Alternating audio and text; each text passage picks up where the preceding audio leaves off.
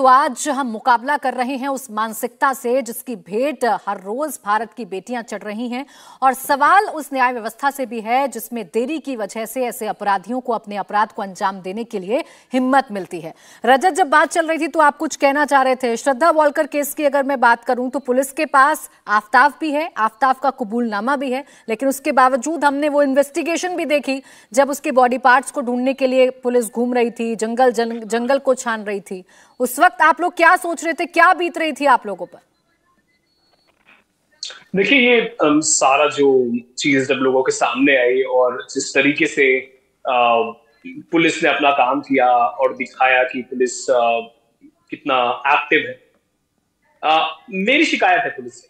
2020 में जब खुद श्रद्धा पुलिस के सामने गई थी, श्रद्धा ने लिख कर बताया था कि किस तरीके से उस पर अटेम्प्ट टू सुसाइड हुआ है, तब भी पुलिस ने जब एक्शन नहीं लिया था, तो उससे कहीं ना कहीं हम झुकला नहीं सकते इस चीज को। आज भी जब हम जाते हैं पुलिस स्टेशन में, आम इंसान कोई जाए कोई छोटी सी शिकायत लेकर, तो पुलिस धिक्कारने का काम करती है। मैं माफी चाहूंगा अगर किसी को मेरी बातों से अगर कोई आहत हो रहा हो तो। फ्रीडम ऐप से सीखकर आपने सुअर का पालन शुरू किया है क्या? तो आप अपने सुअरों को 1 करोड़ फ्रीडम ऐप के जो ग्राहक हैं उन्हें बिना किसी खर्चे के आप उसे बेच सकते हैं। लेकिन पुलिस धिक्कारती है, पुलिस काम नहीं लेना चाहती है। पुलिस जो कि हमारे सेवा के लिए है, हमारी मदद करने के लिए है, वो इस तरीके से पेश आती है कि वो हमारी मदद के लिए नहीं बल्कि वो कोई हमारे शासक है और हम कोई सेवक है उनके, इस तरीके से होता है। तो ये एक चीज है। दूसरी चीज, जब अब मेरे ख्याल से पर्याप्त से भी मेरे ख्याल से काफी ज्यादा लेवल पर हम जा चुके हैं श्रद्धा वालकर केस में, तो अब जो ये डीले हो रहा है जुडिशरी का, इसका जवाबदेही कौन देगा? कौन है वो इंसान जो जवाबदेही देगा? अब जो ऑफिसर्स हैं जो श्रद्धा वालकर केस में जिन्होंने भी चार्जशीट फाइल की है, वो ये जनता दुनिया के सामने अभी तक उन्होंने जवाब नहीं दिया कि आफ्ताब के पेरेंट्स है कहां। बताइए, मेरे को तो ये भी सुनने में आया कि आफ्ताब के पेरेंट्स शायद किसी दूसरे देश चले गए हैं। क्यों? आफ्ताब के पेरेंट्स भी तो शामिल हो सकते हैं इस केस में। जिस तरीके से आप देखें जी, ये साहिल केस में और 4 जन है हिस्सेदार इस क्राइम के, उस तरीके से आफ्ताब के केस में भी तो हो सकता है ना। तो कहाँ है आफ्ताब के पेरेंट्स? इसकी जवाबदेही कौन देगा? और उसके बाद ये केस बस बढ़ता जा रहा है, समय बढ़ता जा रहा है।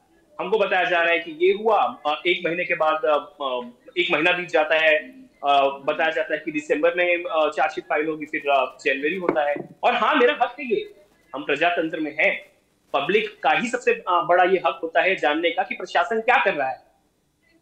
ये बहुत बड़ा ये कुछ निकम्मे लोग हैं जो पुलिस में बैठे हैं, जो हमारे न्याय प्रणाली यानी कि जुडिशरी में बैठे हैं।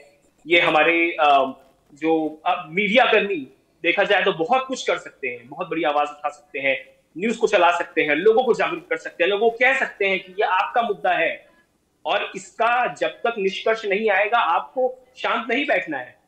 किसी ने मैंने नहीं देखा किसी को पूछते हुए कि आफ्ताब अभी तक क्यों आफ्ताब को फांसी नहीं मिली। आज के 3 महीने के से ज्यादा होने को आ गया है।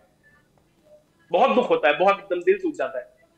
बिल्कुल रजत, आपके सवाल वाजिब हैं। और विक्रम जी, जिस तरफ रजत इशारा कर रहे हैं वो सवाल तो है, हम स्मार्ट पुलिसिंग की बात करते हैं कि जो पुलिसिंग व्यवस्था है वो और बेहतर हो, हम उसे स्मार्ट करने की कोशिश कर रहे हैं, लेकिन कब हम उनको व्यावहारिक ट्रेनिंग दे पाएंगे कि जब कोई बेटी, जब कोई लड़की पीड़ित होकर आपके पास आ रही है, चाहे वो अपने लिव इन पार्टनर से परेशान होकर आ रही हो, अपने पति से परेशान होकर आ रही हो, अपने फ्रेंड, अपने बॉयफ्रेंड से परेशान होकर आ रही हो, तो आप उसे दूसरी नजर से ना देखकर उसके दर्द को समझें और कम से कम वहीं पर कुछ तो निस्तारण करें ताकि एक विश्वास डेवलप हो दोनों के बीच में और वो दोबारा जाने की हिम्मत कर पाए।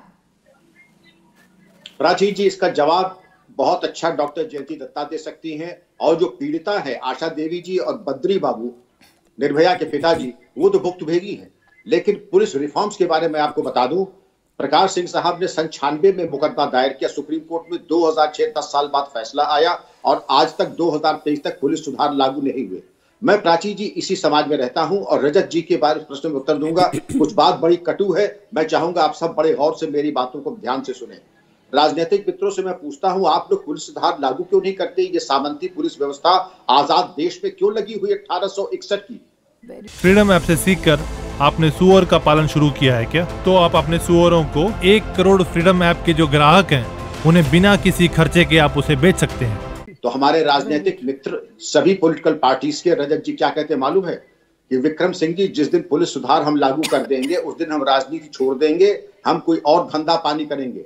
हमारी राजनीति दरअसल चलती ही इसी अपंग, अपाहिज और बिल्कुल ही लचर पुलिस व्यवस्था से। वही आधार है हमारी राजनीति का।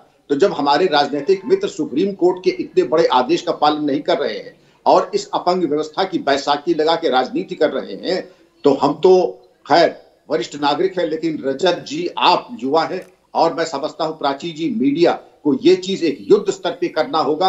और हताश अगर मैं नहीं हूं तो रजत जी आपको भी हताश नहीं होना चाहिए। संघर्ष जारी है और आज नहीं तो कल पुलिस सुधार भी आएगा, न्यायिक सुधार भी आएगा और ये होगा किसी बच्ची को थाने से उसके अभिभावक को हताश और निराश होकर नहीं लौटना पड़ेगा। लेकिन जो भ्रष्ट राजनीतिक तंत्र है वो नहीं चाहता है कि पुलिस सुधार आए, न्यायिक सुधार आए। लोग उनके ऊपर कातर दृष्टि से तुम्हें वो माता चपिता का गान करते रहे, जो कि अब नहीं होने वाला है। बहुत दिन चल गया, 75 साल। इंडिया टीवी हर वक्त हर जगह डाउनलोड करने के लिए सर्च करें India TV news Google play store या ऐप स्टोर पर।